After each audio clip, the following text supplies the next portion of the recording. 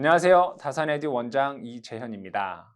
이번 강의에서는 동기발전기 운전에 대해서 알아보겠습니다. 이 파트에서는 총 5가지가 있는데 동기발전기의 병렬운전 조건, 부하의 분담, 원동기의 병렬운전 조건, 난조방지 5번째 동기발전기의 안정도가 되겠습니다. 이 내용에서 가장 중요하게 다루셔야 될 내용은 아시다시피 동기발전기의 병렬운전 조건입니다. 먼저 1번에 있는 병렬운전 조건부터 알아보겠습니다. 1번 동기발전기 병렬운전 조건.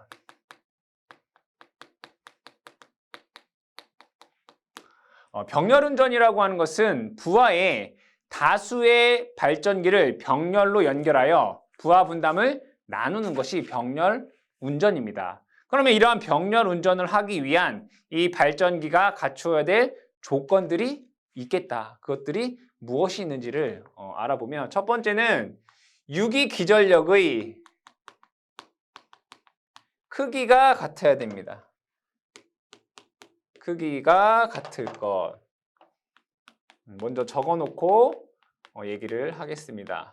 두 번째는 유기기전력의 위상이 같을 것. 위상이 같을 것. 세 번째는 유기기전력의 주파수가 같을 것. 주파수가 같을 것. 네 번째는 유기기전력의 파형이 같을 것. 파형이 같을 것. 요 4가지가 여러분들이 가장 중요한 내용이 될 것이고요. 5번째로 보게 되면 삼상의 경우에는 뭐 L1, L2, L3 상이 3개가 있겠죠. 삼상의 경우 상회전 방향이 같을 것. 상회전 방향이 같을 것. 이렇게 되겠습니다. 그러면 자, 같은 것을 어떻게 확인할 수 있느냐? 유기기전력의 크기 같은 경우에는 계좌 전류를 조절하여 전압계로 이게 확인이 가능합니다. 그죠? 크기니까. 그러면 유기기전력 2라고 하는 건 여러분들 4.44 FN 파이죠. 즉 계좌 전류를 조절하면 자속이 조절이 되고 유기기전력을 조절할 수 있다는 얘기죠. 그래서 계좌 전류를 조절하여 전압계로 확인할 수가 있고요. 위상과 주파수 같은 경우에는 얘는 원동기와 관련이 되어 있습니다. 원동기라고 하는 것은 발전기를 회전시키는 원천적인 힘이 되겠죠. 뭐 수차라던가 터빈이라던가 엔진이라던가. 그래서 원동기의 속도 조절로 가능하게 되고 확인은 동기 검정기로 확인이 가능합니다. 파형의 경우에는 발전기를 제조할 당시에 어떤 문제이므로 이것을 우리가 동기발전기를 운전하면서 어떤 조치할 수 있는 부분은 아닙니다. 그죠? 얘는 제조 과정에서 문제이기 때문에 운전 상태에서는 얘를 어떤 조치를 할 수 없다라고 보시면 되겠죠. 자, 1차적으로는 여러분들이 동기발전기의 병렬운전 조건을 외우시고요. 외우시고 자, 그럼 이게 어떻게 외울 거냐? 보통은 위, 주, 파가 같을 것. 유기기전력의 크기, 위상, 주파수, 파형이 같을 것. 이렇게 외워주시고 자, 식으로 한번 우리가 얘기를 해보겠습니다. 여러분들 전압에 대한 식을 어떻게 쓰나요? VT는 루트 2 V의 사인 오메가는 2파이 F T 플러스 세타 이렇게 쓰고 있습니다. 그럼 잘 보게 되면 여기에 모든 게 다 들어 있습니다. 루트 3 V는 크기죠. 그 다음에 이 세타가 위상을 의미하죠. 위상. 2파이 F 주파수네요, 얘가. 그 다음에 사인, 어떤 파형을 의미하죠. 사인 파냐, 코사인 파냐. 그래서 동기발전기의 운전 조건에서 크기, 위상, 주파수, 파형이 같아야 된다라는 걸 꼭 기억해 두시기 바랍니다. 그러면 얘네들이 같아야 되는데 같지 않을 때도 있겠죠. 같지 않으면 어떠한 현상이 발생하는지도 여러분들이 잘 기억을 하셔야 됩니다. 그럼 첫 번째로 유기기전력의 크기가 다른 경우입니다. 그래서 얘는 크기가 다른 경우에 대해서 보겠습니다.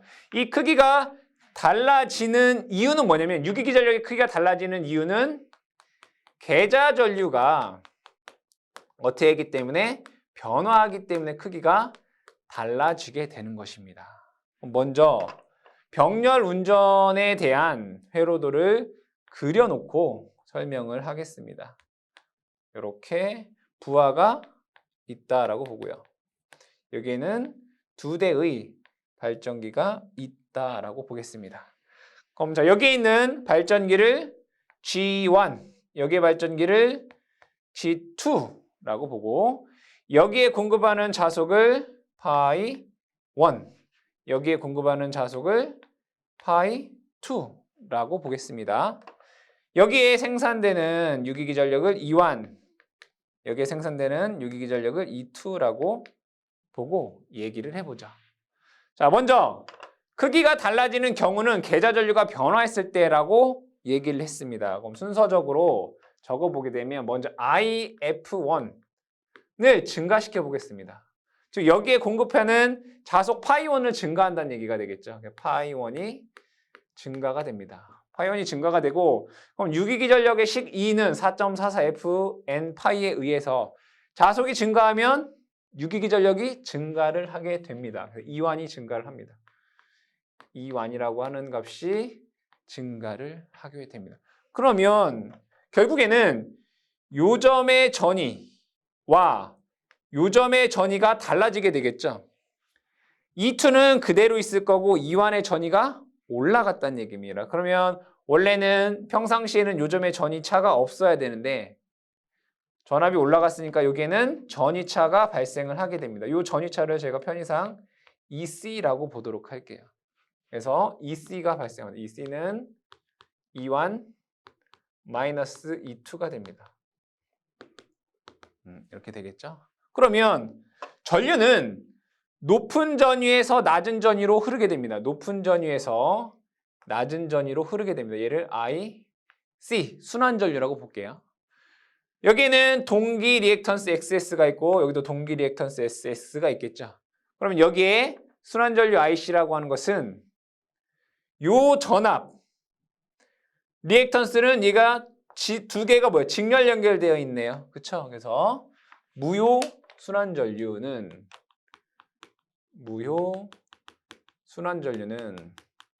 IC라고 쓰면 되겠다. 그죠? IC는 이 XS분의 EC가 됩니다. 그렇죠? 그럼 다시 얘를 적어보게 되면 이 XS분의 EC라고 하는 것은 E1-E2가 됩니다. 근데 얘를 잘 보니까 어디에 흐르는 전류나요? 유도성 리액턴스에 흐르는 전류입니다. 그럼 유도성 리액턴스에 흐르는 전류는 전류가 전압보다 90도 느리죠. 그래서 이 전류는 EC보다 두 개의 차 전류보다 위상이 어떻게 2분의 파이만큼 느리다, 뒤진다라고 쓸 수가 있습니다. 그러면 뒤진 전류는 뭐라고 해요? 지상전류다라고 얘기를 하네요. 지상전류다라고 얘기를 해요. 그러면 G1에서는 지금 여기에서 보면 뒤진 전류가 생긴 거잖아요. 뒤진 전류가 생겨요. 그럼 지상 전류는 동기 발전기 전기자 반작용에서 무슨 작용을 합니까? 감자 작용을 합니다. 그렇죠? 무슨 작용한다? 감자 작용을 한다. 그럼 감자 작용을 하게 되면 자속이 감소하게 될 것이고요. 유기기전력 이원이 감소를 하게 돼요. 그쵸? 그리고 나서 지금 뒤진 전류가 어떻게 해요? 이쪽은 더 많아졌죠? 얘는 역률 감소가 돼요. 역률이 감소한다. 이렇게 써줄 수가 있고요. 발전기 G2에서 보도록 하겠습니다. G2는 원래 부하에 가는 무효 전류가 있었을 거 아니에요. 무효 전류가 이렇게 있었을 거란 말이에요. 원래 이렇게 가는. 근데 얘가 순환 전류에 의해서 얘가 뭐예요? 상쇄되잖아요. 얘랑 어떻게 된다? 상쇄된다고요.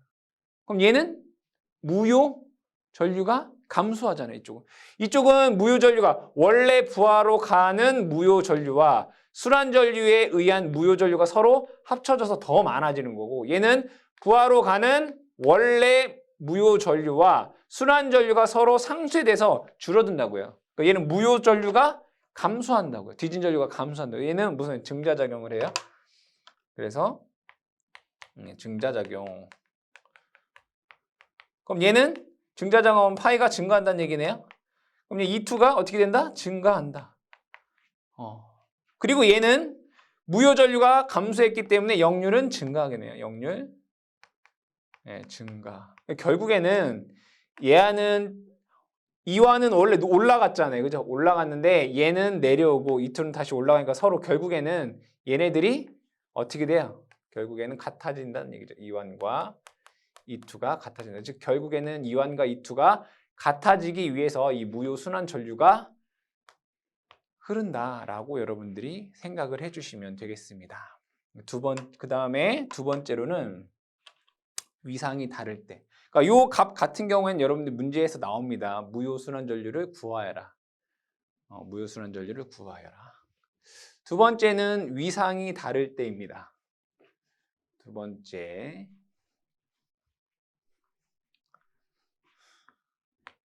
위상이 다를 때.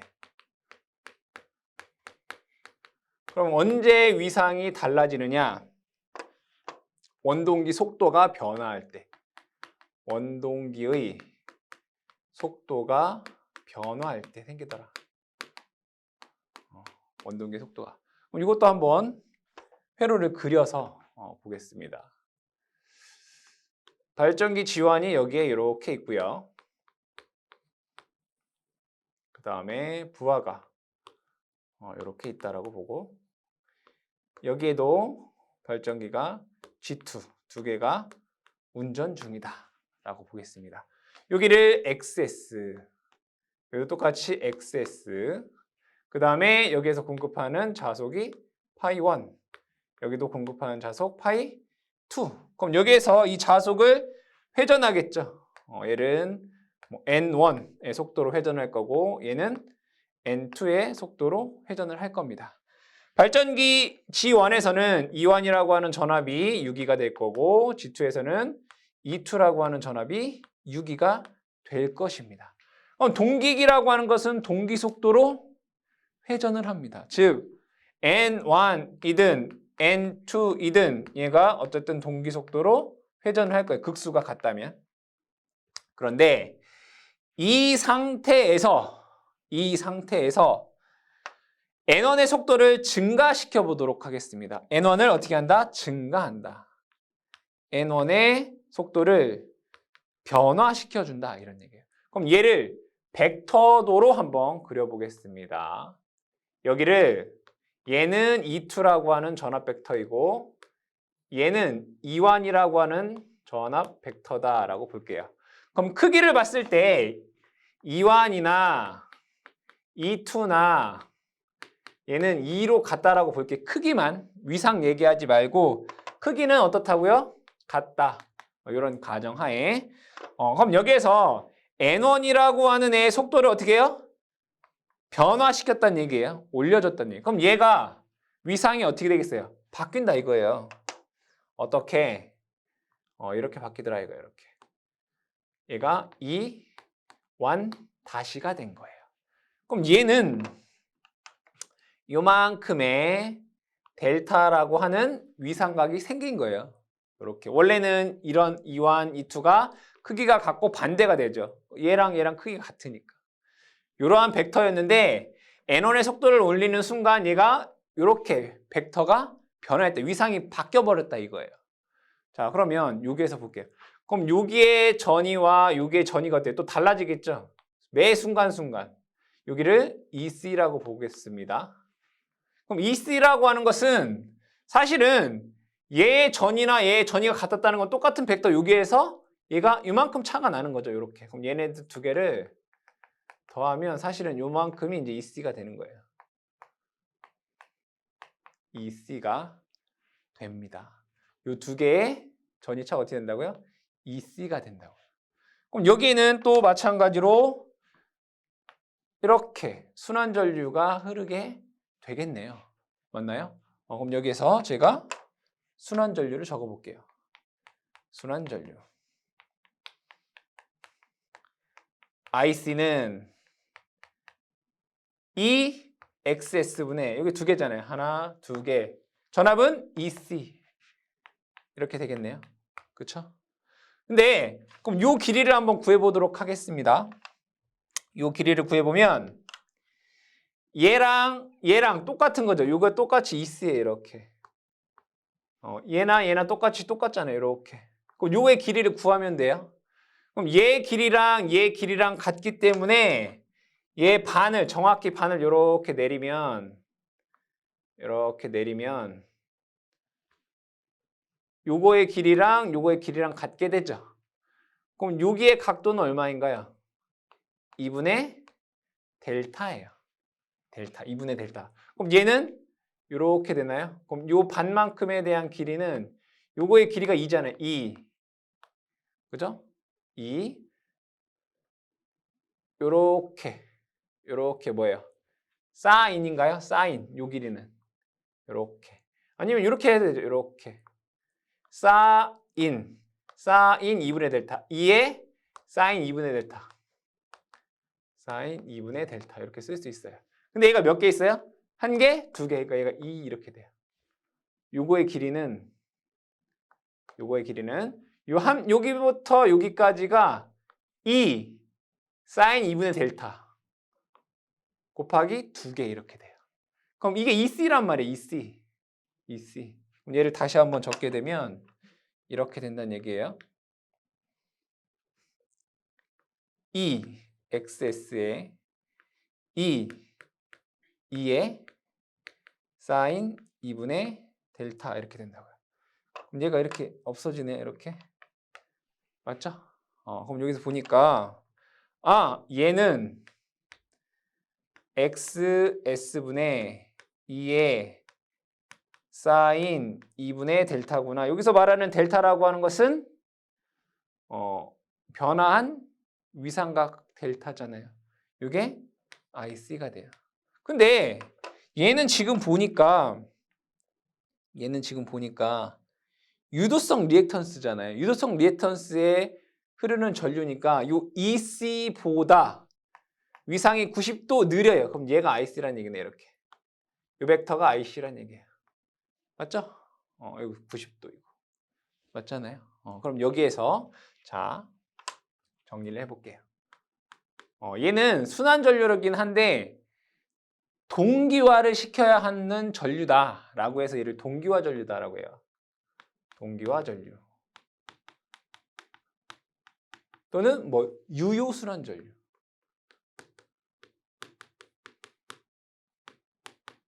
이렇게 얘기한단 말이에요. 결국에 IC가 얼마라고요? X S분의 2에 여기가 2가 됐든 2완, 뭐 2, 크기는 똑같으니까 사인 2분의 델타 암페어가 돼요. 이렇게 되겠죠? 자, 그럼 여기에서 유효 전력을 볼게요. 유효 전력. 여러분들 유효 전력이 공식이 뭔가요? P는 전압 곱하기 전류 곱하기 코사인 세타 이거잖아요. 그럼 발전기 지원에서의 유효 전력을 볼까요? 지원에서. 그럼 전압은 2완. 그쵸? 2. 맞죠? 요거 2. 전류는 요거 IC잖아요. IC. 전류 IC가 이거잖아요. 2분의 XS분의 2의 사인 2분의 델타. 맞아요? 보면 제 구분해서 보면 얘는 전압, 얘는 전류 곱하기 코사인. 여기서 말하는 세타는 뭐예요? 전압과 전류의 위상차예요. 요 이완이라고 하는 전압과 요 전류의 위상차잖아요. 그만큼 얼마만큼? 요만큼이네. 그죠? 2분의 델타. 코사인 2분의 델타. 이렇게 되네요. 그럼 얘를 다시 한번 적어보겠습니다. XS 2의 제곱. 여기 보면 사인 2분의 델타, 코사인 2분의 델타예요. 그럼 여러분 삼각함수 공식 중에 사인 세타, 코사인 세타를 곱하게 되면 얘는 2분의 1 사인 2세타예요. 그럼 얘는 2분의 1 사인 델타가 된다는 얘기네. 맞아요? 그럼 얘 다시 쓰게 되면 이렇게 된다는 얘기예요. 2 XS에 2의 제곱에 맞아요? 사인 델타 와트 이렇게 된다는 얘기예요. 그렇죠? G1에서는 이만큼의 전력이 된다 이거예요.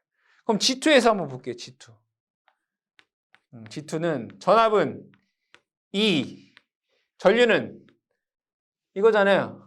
XS 2의 사인 2분의 델타. 맞아요? 그러면 E2 얘와 얘의 위상차는 뭐예요? 180도에서 요 2분의 델타를 뺀 거잖아요. 다시 180도에서 2분의 델타를 뺀 거라고요. 그래서 코사인 180도 마이너스 2분의 델타 이렇게 쓸 수 있단 말이에요. 뭐 180도를 뭐라고 써요? 파이라고도 쓰죠. 이렇게. 근데 삼각함수 공식 중에 이런 거 있어요. 코사인 파이 마이너스 세타는 마이너스 코사인 세타예요. 이렇게. 이렇게 쓸 수 있다고요. 그럼 여기서 그럼 얘는 요거 대신에 여기 마이너스 넣고 얘를 코사인 2분의 델타 이렇게 써도 된다는 얘기가네요. 그럼 위식이랑 똑같죠?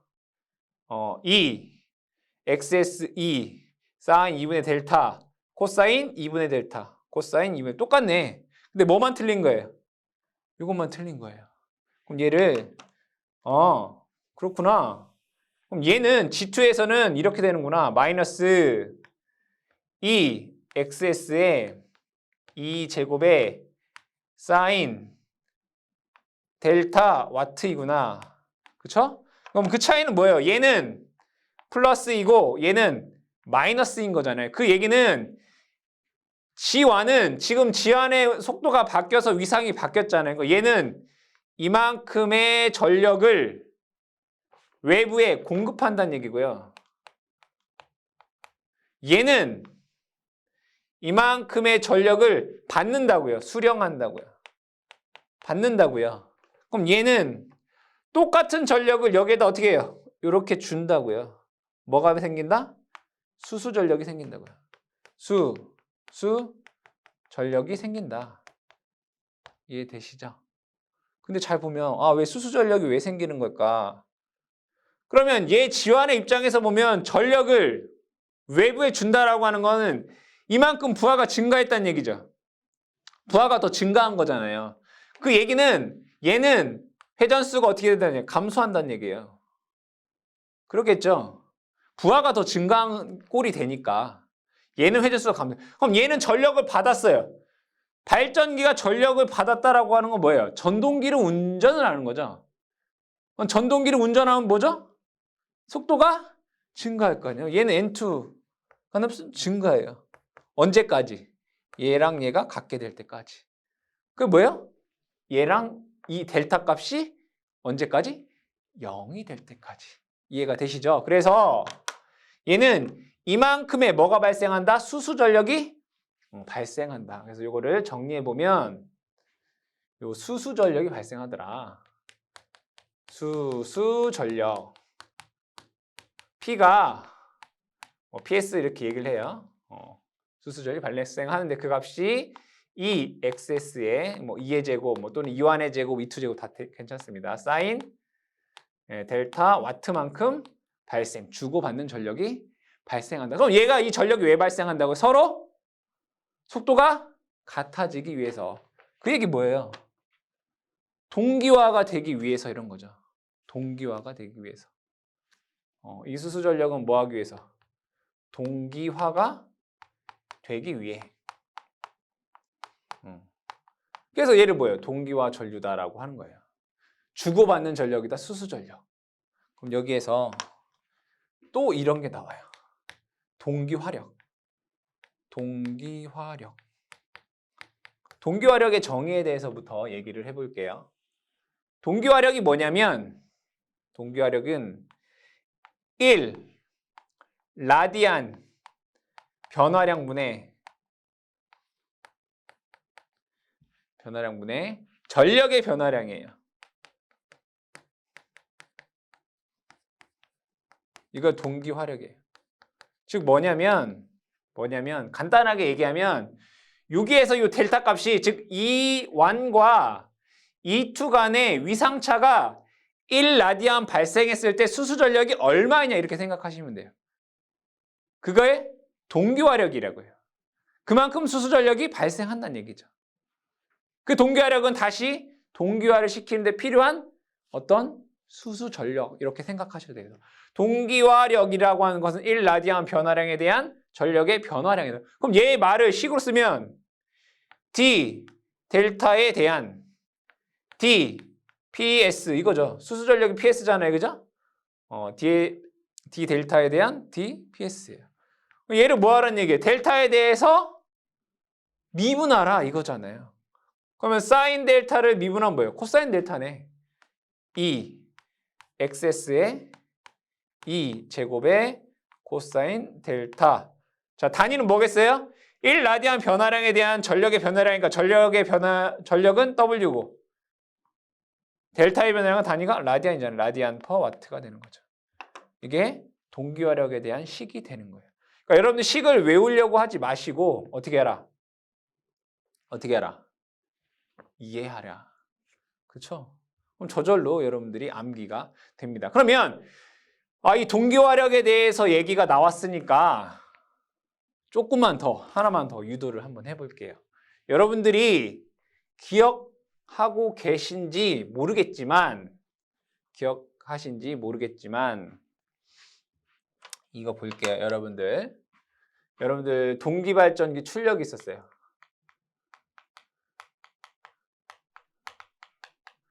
동기발전기 출력에는 하나는 원통형이 있었고 또 하나는 돌극형이 있었죠. 돌극형. 얘네들의 원통형에서의 출력 P는 얼마였나요? P는 XS분의 2 V의 사인 델타였고요. 돌극형에서 P는 XD분의 2 V 사인 델타 플러스 2XD XQ분의 V제곱 XD 마이너스 XQ 사인 2델타 이거였어요. 그렇죠? 기억이 나실지 모르겠지만 그러면 여기에서 얘는 델타는 뭐죠? 유기 기전력과 단자전압과의 위상차 델타잖아요. 그렇죠? 위상차 델타란 말이에요. 그럼 얘에서도 동기화력이 있겠죠? 그럼 원통형에서의 D, 델타, DP는 얘를 미분하면 되잖아요. 델타에 대해서. XS분의 2 V의 코사인 델타라는 값이 나와요. 원통형에서는. 그러면 돌극형에서는 얼마가 나올까요? 미분해볼까요? D, 델타분의 DP는 이거 델타에 대해서 미분하면 XD분의 2 V 코사인 델타 플러스 자 얘를 미분하면 2가 앞으로 이렇게 나와서 없어져요. 그래서 얘는 XD XQ분의 V제곱 XD 마이너스 XQ의 코사인 2델타 이렇게 나와요. 그러면 얘랑 얘랑 공통점이 뭐냐면 이 동기화력이라고 하는 애는 항상 델타 이퀄 0도에서 뭐가 된다? 최대가 된다. 동기화력은 언제라고요? 델타 값이 0도일 때 최대가 된다라는 걸 여러분들이 기억을 해두셔라. 어쨌든 위상이 다를 때에는 동기화 전류, 유효순환 전류가 흐르는데 그 값이 XS분의 2의 사인 2 델타 암페어가 되고 주고받는 전력이 생긴다. 2XS분의 2의 제곱 사인 델타 와트만큼의 주고받는 전력이 발생을 하게 되고 동기화력은 수수 전력을 뭐 하면 된다? 미분하면 된다. 그럼 얘가 사인이면 얘는 여기 뭐 바뀐 거 뭐밖에 없어요? 코사인밖에 없어요. 동기화력은 델타 값이 0일 때 최대가 된다. 그것을 기억을 해주시면 되겠습니다. 그러니까 세 번째 동기발전기의 주파수가 다른 경우. 세 번째 볼게요. 세 번째는 주파수가 다른 경우.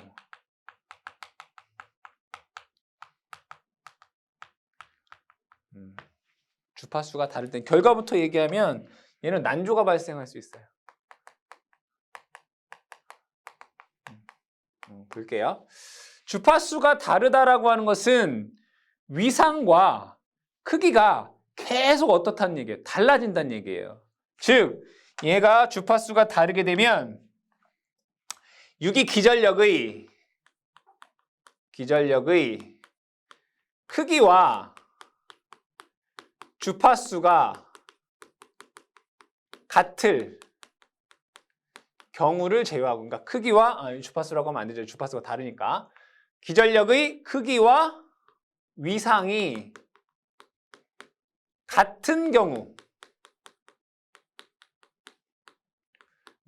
제외하고,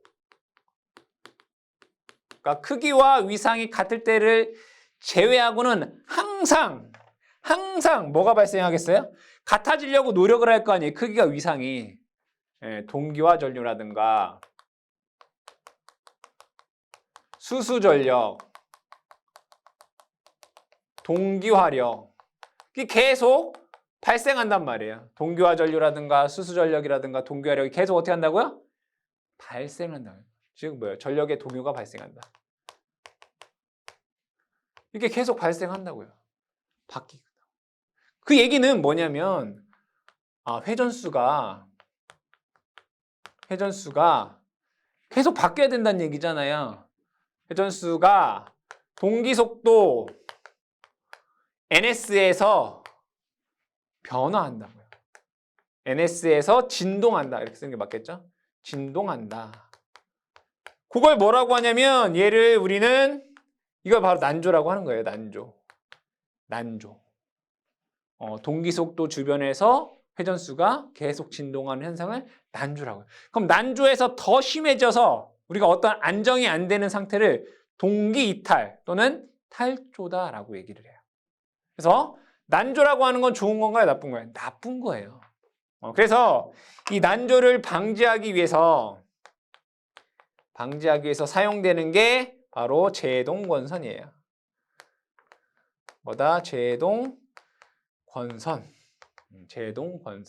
제동권선은 결국에는 뭐예요? 동기속도 ns를 만들기 위한 거죠. 그럼 만약에 회전속도 n이라고 하는 것이 동기속도 ns보다 크게 되면, 회전속도가 동기속도보다 크다는 얘기는 속도를 줄여야 되잖아요. 그죠? 그럼 제동권선은 어떠한 역할을 하게 되냐? 제동권선에 유기기전력이 생기고 전류가 흐름으로 인해서 이 회전수를 줄이기 위한 제동력이 발생해요. 제동력 발생. 그러면 동기속도와 회전수가 많을 때는 속도를 더 올려야 되잖아요. 그죠? 그럼 제동권선은 가속력을 발생해요.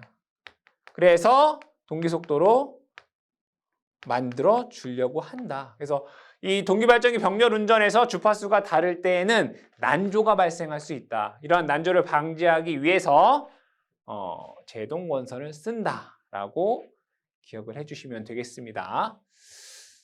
그 다음에 네 번째는 뭔가요? 파형이 다른 경우. 네 번째, 파형이 다른 경우.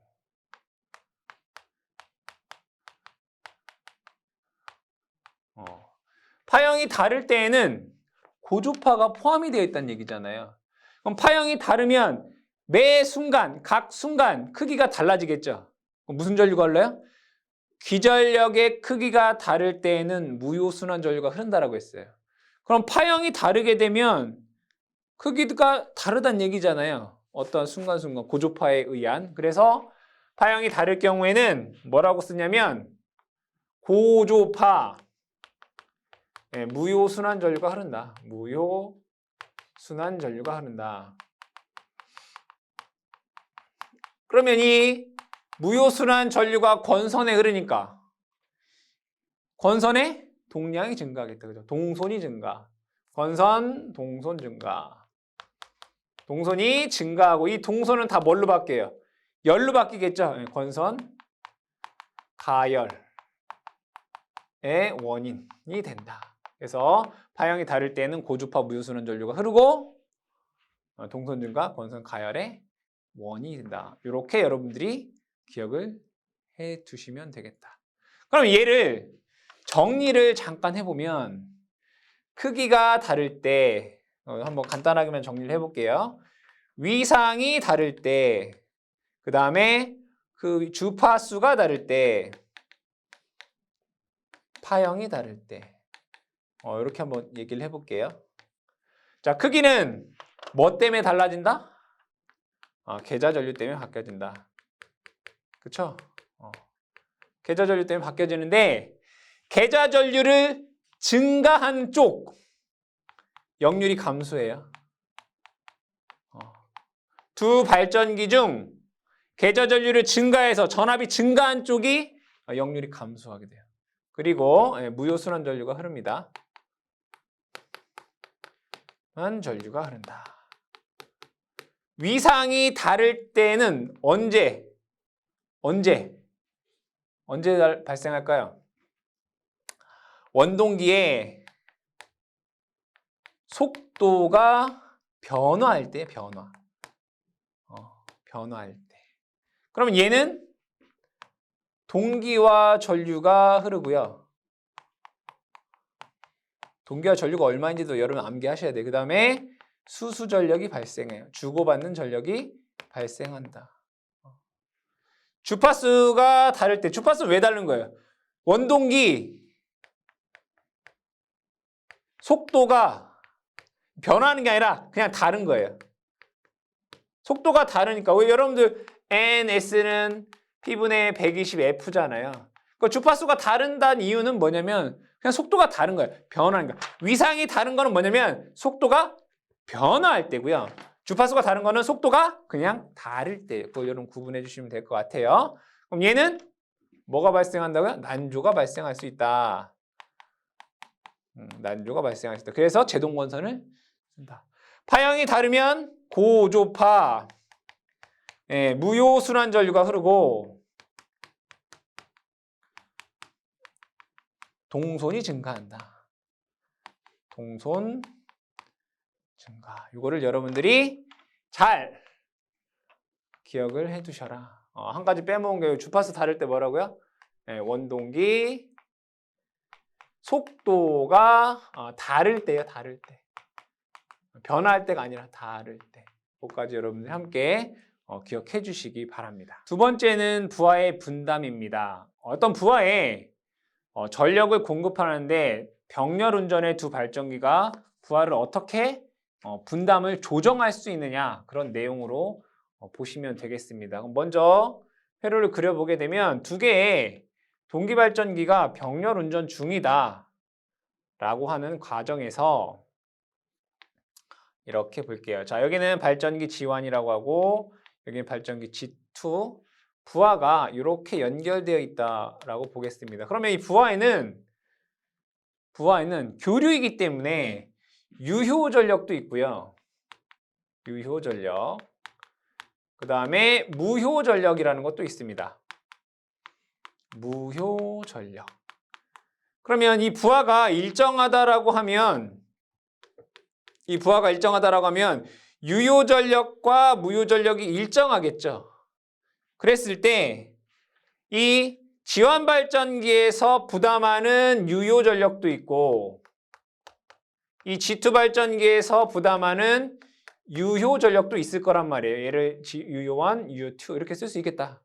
그리고 마찬가지로 지원발전기에서 공급하는 무효전력도 있을 거고 G2 발전기에서 공급하는 무효전력도 있을 거란 말이에요. 그럼 얘네들에 대한 유효전력, 무효전력의 부담을 어떻게 조정할 수 있는지에 대한 내용이 되겠습니다. 그럼 먼저 유효전력부터 보겠습니다. 유효전력.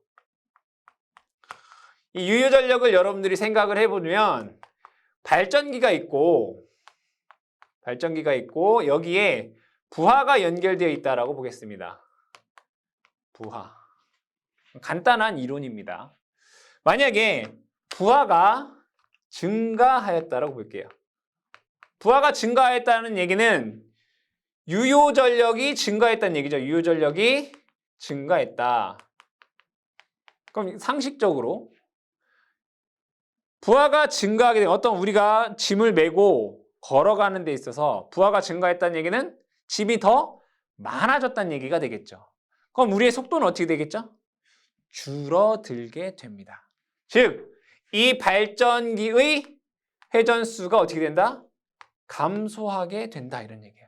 그거를 정리해보면 부하의 증가, 부하가 증가가 되면 이 발전기를 돌리고 있는 속도가 어떻게 된다? 감소하게 된다 이거예요.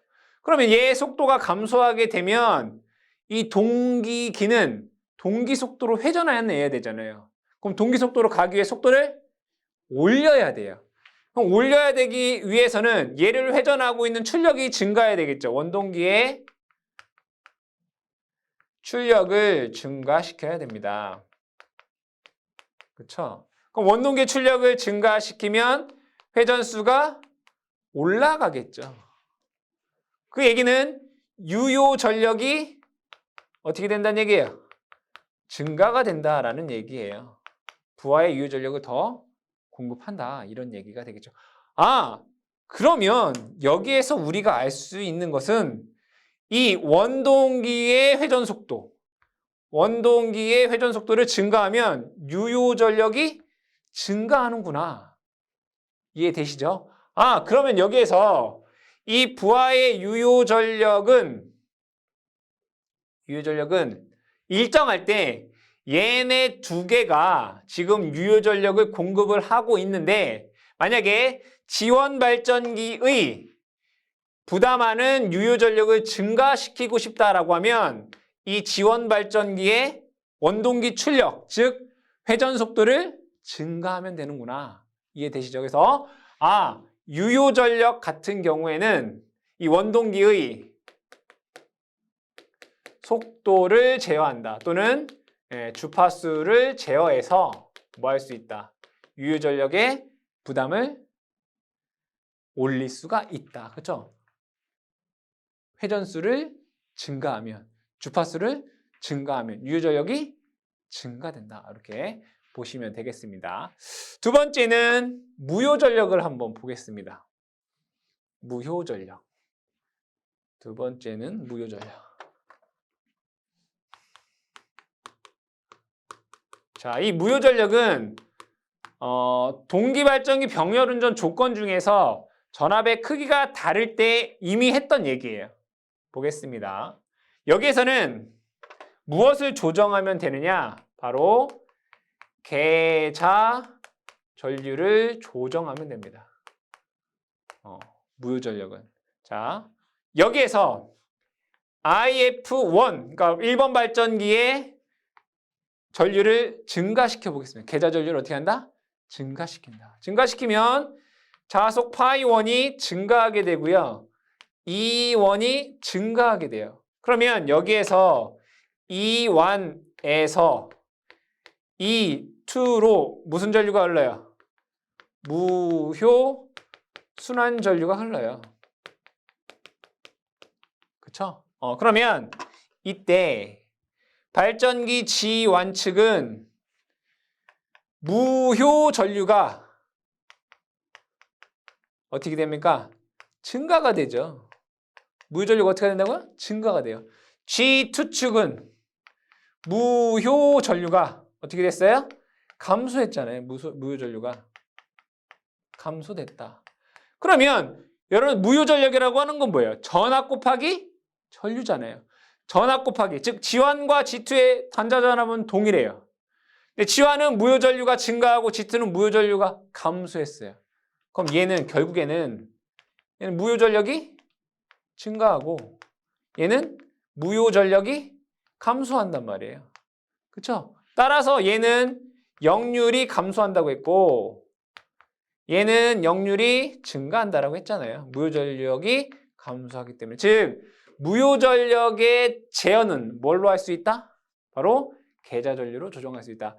이번에 부하의 분담에서 여러분들이 아셔야 될 것은 유효 전력의 조정은 원동기의 속도 또는 주파수 제어로 유효 전력 제어가 가능하고 무효 전력의 경우에는 계좌 전류를 통해서 무효 전력을 제어할 수 있다라는 것이 중요한 내용이 되겠습니다. 자, 세 번째로는 원동기의 병렬 운전 조건입니다. 병렬 운전 조건. 이게 한 세 가지 정도가 됩니다. 원동기의 병렬 운전 조건. 원동기는 뭐예요? 동기 발전기를 회전시켜주는 애가 원동기인 거죠. 즉 수차라든가 터빈이라든가 엔진이라든가 이게 다 원동기다라고 생각을 하시면 됩니다. 그러면 이 원동기의 병렬 운전 조건 세 가지가 있는데 첫 번째는 뭐냐? 균일한 각속도를 가져라. 균일한 각속도를 가져라. 가질 것. 결국에는 속도가 균일해야 된다 이런 얘기예요. 속도가 다르면 어떻게 될까요? 크기도 달라지고 위상도 달라지겠죠. 그래서 균일한 속도를 갖지 않으면 크기와 위상이 달라지게 돼요. 그래서 균일한 각속도를 가져야 된다. 근데 대부분의 수차 발전기나 터빈 발전기는 일정해요. 일정. 근데 엔진 발전기, 내연기관 발전기는 좀 이게 각속도가 일정하지 않기 때문에 얘는 플라이 휠을 사용해서 관성을 높여서 안정하게끔, 즉 균일한 각속도를 갖게끔 조정을 하고 있습니다. 두 번째는 자, 원동기의 병렬 운전 조건. 두 번째는 적당한 속도 변동률을 가지고 적당한 속도 변동률일 것. 를 가질 것. 속도가 변동률이 크다라고 하는 것은 사실은 별로 좋은 건 아니에요. 자, 다 좋은 게 아니라는 게 아니라 부하 변동에 대한 속도 변동률은 어떻게 해요? 작을수록 좋아요. 부하가 변하는 거에 대해서 속도가 막 변하게 되면 동기 속도를 이탈한다는 얘기잖아요. 그러니까 부하 변동에 대한 속도 변동률이 작은 건 좋아요. 하지만 여기 볼게요. 부하의 분담에서 보시게 되면 유효 전력을 조정을 하려면 속도와 주파수 제어를 해야 된단 말이에요. 그렇죠? 그래서 여기서 말하는 적당한 속도 변동률을 가져야 된다라고 하는 것은 뭐냐면 부하 분담을 위해 이 부하 분담을 위해서 적당한 속도 변동률을 가져라. 그러니까 속도를 변화시켜야지 우리가 유효 전력을 변동시킬 수 있으니까 부하 분담을 위해 적당한 속도 변동률을 가져야 된다. 그렇게 봐주시면 되겠습니다. 마지막 세 번째로는 조속기가 뭘까요? 속도를 조정하는 장치. 이 조속기는 조속기의 경우에는 적당한 불감도를 가질 거야. 적당한 불감도를 가질 거야. 불감도를 가질 것. 여기에서 불감도라고 하는 것은 우리 감도라는 얘기는 들었는데 불감도는 잘 못 들어봤죠. 그죠? 불감도는 뭐냐면 예민하지 않은 정도예요. 어떤 계측기가 예민하지 않은 정도. 그러니까 결국엔 뭐냐면 조속기가 덜 예민하라 이런 얘기예요. 조속기라고 하는 건 속도 조정하는 애라고 했어요. 이 조속기가 너무 예민하게 버리면 부하가 약간만 변동하더라도 얘가 속도를 어떻게 해요? 계속 바꾸려고 한단 말이에요. 그럼 계속 바꾸면 어떻게 되죠? 동기 속도 주변에서 계속 속도가 진동하게 된다는 얘기예요. 결국에는 난조로 간다는 얘기죠. 그래서 조속기가 너무 예민해도 좋지 않다. 즉 조속기는 좀 덜 예민하라라고 여러분들이 기억을 해주시면 되겠습니다. 그 다음 네 번째로는 난조 방지입니다. 그럼 난조가 뭔지를 알아야 되죠. 난조는 우리가 동기발전기 병렬운전에서 주파수가 다를 때 난조에 대해서 얘기를 했습니다. 난조는 부하 급변 시 속도가 동기 속도 주변에서 진동하는 현상입니다. 진동하는 현상 이렇게 보시면 됩니다. 그럼 그 얘기는 뭐냐? 이거를 그래프로 한번 그려보겠습니다. 얘는 시간 t가 되고요. 얘는 회전 속도 n이라고 보겠습니다.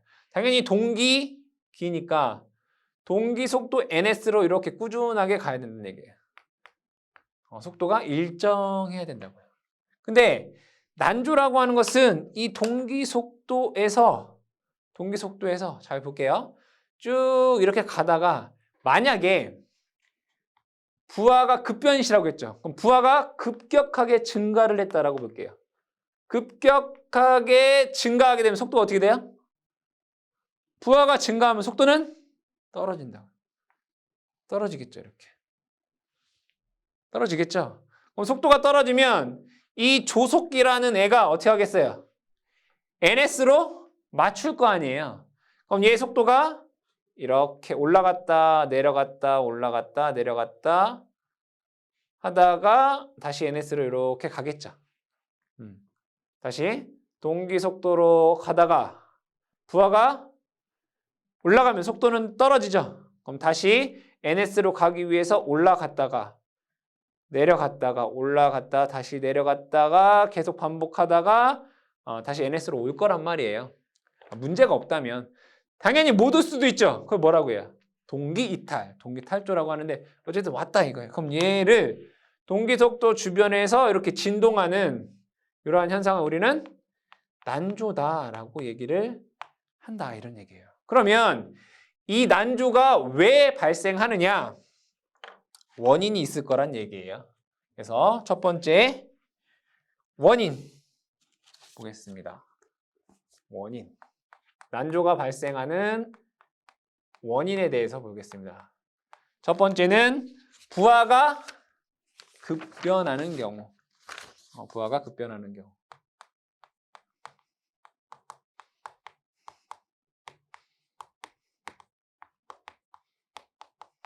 두 번째, 또 언제 그러냐? 관성 모멘트가 작은 경우. 그러니까 이 현재 운동 상태를 유지하려고 하는, 즉 ns 동기 속도로 회전하려고 하는 힘이 작은 경우죠. 관성 모멘트가 적은 경우.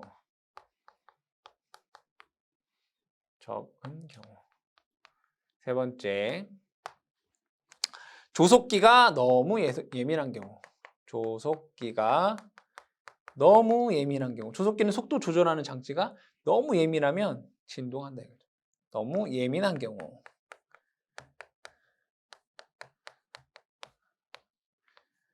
네 번째, 계좌에 고조파가 유입된 경우.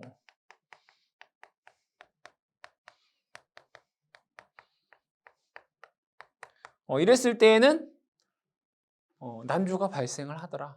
얘는 꼭 동기 발전기만 얘기하는 게 동기 발전기, 동기 전동기, 즉 동기기에서 얘기를 하는 겁니다. 그러면 이러한 난조가 발생한 것을 방지하는 게 있겠죠. 부하가 급변할 경우에는 제동권선 설치. 제동권선 설치. 사실은 이게 가장 효과적인 거죠. 두 번째, 관성 모멘트가 작다라고 하면 관성을 크게 해주면 되잖아요. 그죠? 플라이 휠 설치. 플라이 휠을 설치하여 관성 모멘트를 크게 해주시면 됩니다. 조속기가 너무 예민하다고 하면 조속기의 감도를 어떻게 하면 되겠어요? 저하시켜주면 되겠죠. 그렇죠? 네 번째, 고조파가 유입됐다. 그럼 고조파를 없애주면 되잖아요. 기존에 배웠던 단절권과 분포권 채용. 이러한 것들을 이용해서 여러분들이 난조를 방지할 수 있겠다. 그래서 여러분들이 난조가 무엇인지, 난조의 원인이 무엇인지, 그 원인을 제거하기 위한 방지 대책이 무엇인지를 여러분들이 암기를 해주시면 됩니다. 다섯 번째는 동기기의 안정도입니다. 이 안정도에는 세 가지 정도가 있습니다. 하나는 정태 안정도, 두 번째는 과도 안정도, 세 번째는 동태 안정도입니다. 그럼 여기에서 먼저 정태 안정도를 알아보겠습니다. 이 정태 안정도는 이 계좌 자숙을 일정하게 유지를 하고 여기 부하를 증가시켜 보게 되면 부하를 서서히 계속 증가하다 보면 어떤 일정 이상의 부하가 넘게 되면 이 발전기는 더 이상 안정적으로 운전할 수 없게 됩니다. 그 최대의 전류를 우리는 뭐라고 하냐면 정태 안정 극한 전력이다라고 얘기를 합니다. 그럼 얘는 정태 안정도라고 하는 것을 간단하게 얘기해 보면 부하가 미소하게 변화할 때 안정적으로 운전할 수 있는 정도를 나타내는 것이 정태 안정도입니다. 다시, 부하가 미소하게 변화하고 있을 때 안정적으로 운전할 수 있는 정도를 정태 안정도다라고 얘기를 하고 그 최대 전력을 정태 안정 극한 전력이다라고 얘기를 합니다. 두 번째, 과도 안정도를 보겠습니다. 과도 안정도라고 하는 것은 말을 들어보아도 과도, 어떤 변화한다라는 얘기죠. 즉, 부하가 급변하게 되면 이 발전기가 탈조할 수 있습니다. 즉, 과도 안정도는 부하가 급변할 때 발전기가 탈조하지 않고 새로운 평형 상태로 돌아와 안정적으로 전력을 공급할 수 있는 정도를 의미하게 됩니다. 그게 과도 안정도입니다. 부하 급변식. 이해가 되죠? 정태 안정도는 부하가 미소하게 변할 때, 안정적일 때, 과도 안정도는 어떠한 사고가 발생했을 때, 부하가 급변했을 때 발전기가 탈주하지 않고 다시 평형 상태로 돌아와서 안정적인 운전을 할 수 있는 정도를 나타낸다. 그렇게 봐주시면 될 것 같고, 동태 안정도라고 하는 것은 뭐냐면 동태 안정도는 이 동기발전기를 송전선로에 연결해 놓고 나서 여기 보면 얘는 뭐예요? 계좌의 전원인 거죠. 이 계좌의 전원을 AVR을 사용합니다. AVR은 자동전압 조정기라고 하죠. 우리가 자동전압 조정기. 이 계좌 전류를 자동전압 조정기를 이용해서 제어해서 이 동기발전기의 단자전압을 정전압으로 안정적으로 공급할 수 있는 정도를 동태 안정도다라고 얘기를 합니다. 이때 정태 안정도에서는 가장 중점 두는 건 뭐냐면 안정적인 상태에서 최대로 공급할 수 있는 전력이 얼마이냐, 즉 정태 안정 극한 전력에 중점을 두고 있고요. 동태 안정도라고 하는 것은 얼마나 정전압을 공급해 주느냐 이런 거죠. 앞선 역률에서 우리가 앞선 역률은 단자 전압이 증가를 하게 되잖아요. 그죠? 앞선 역률에서 이 AVR을 조정하여 정전압을 공급할 수 있는 안정도에 훨씬 더 중점을 두고 있다라고 생각을 해주시면 되겠습니다. 그럼 안정도가 좋다라고 하는 건 좋은 거네요. 그래서 실제 문제에서 많이 나오고 있는 것은 안정도 향상 대책입니다. 향상 대책. 어떻게 하면 이 안정도를 좋게 할 수 있느냐? 첫 번째가 단락비를 크게 한다. 단락비를 크게 한다. 우리가 퍼센트 임피던스를 얘기할 때 단락비가 크다라고 하는 의미에 대해서 우리가 공부한 적이 있습니다. 그럼 단락비가 크다라고 하는 거에 뭐가 있는지 간단하게 보게 되면 첫 번째 퍼센트 임피던스가 작을 것, 동기 임피던스가 작을 것, 전압 변동률이 작을 것, 전압 강화가 작을 것, 전기자 반작용이 작을 것, 주자속이 클 것, 계좌철심이 클 것, 공극이 클 것, 기기가 크고 무겁고 비쌀 것. 다 뭐에 대한 얘기예요? 철기계에 대한 얘기예요. 철기계. 즉 여러분들 안정도 향상 대책 중에 단락비가 크다라는 의미는 다 뭐란 얘기예요? 안정도가 향상되는 방법 중에 하나이기 때문에 여러분들이 단락비가 크다라는 의미도 잘 기억을 해주시기 바랍니다. 두 번째, 관성 모멘트가 클 것. 관성이 뭐죠? 현재 운동 상태를 유지하려고 하는 힘. 그러니까 관성이 커야 된다 이런 얘기예요. 그 플라이 휠 효과. 플라이 휠을 설치한다. 이렇게 봐주시면 되겠고요.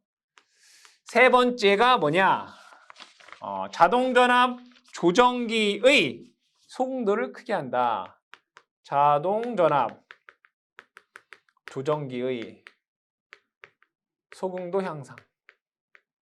이거에 대해서 한번 얘기를 해보도록 할게요. 이거를 다른 얘기로 하면 소극여자 방식이에요. 소극여자 방식 채용. 이 소극여자 방식이라는 건 뭐냐면 예를 들어 이 발전기에서 단락 사고가 발생했다라고 보겠습니다. 이렇게 단락이 되게 되면 요 양단의 전압은 뭐가 되나요? 0이 되죠. 이게 0이 된다는 얘기는 여기에 있는 유기 기전력이 떨어진다는 얘기예요. 결국에. 여기가 0이 되는데 방법이 없지. 얘가 떨어져요. 그럼 이러면 안 되잖아요. 그래서 계좌 전류를 제어하는 AVR에 전압을 높여 계좌 전류를 증가하고 자속을 증가시켜서 유기기전력을 어떻게 해요? 증가시킵니다. 그래서 이 단자 전압을 정전압으로 만든다 이런 얘기죠. 즉 단락사고가 일어나면 자동전압 조정기 AVI의 전압을 높이고 계좌 전류를 증가하여 자속을 증가시켜 안정적인 정전압으로 만드는 그게 뭐예요? 소극여자 방식이다 이거예요. 자동전압 조정기의 소공도를 향상시킨다. 이것도 단락 안정도를 향상시키는 방식이 되겠습니다. 네 번째는 계전기를 쓴다는 얘기네요. 동기 탈조 계전기를 사용한다. 계전기 사용. 뭐 탈조가 발생하면 계전기가 동작해서 어떤 조치를 하겠다는 얘기죠. 안정도가 좋아지겠네요. 다섯 번째, 조속기의 신속한 동작. 조속기의 신속한 동작. 조속기는 속도를 조정하는 장치가 되겠습니다.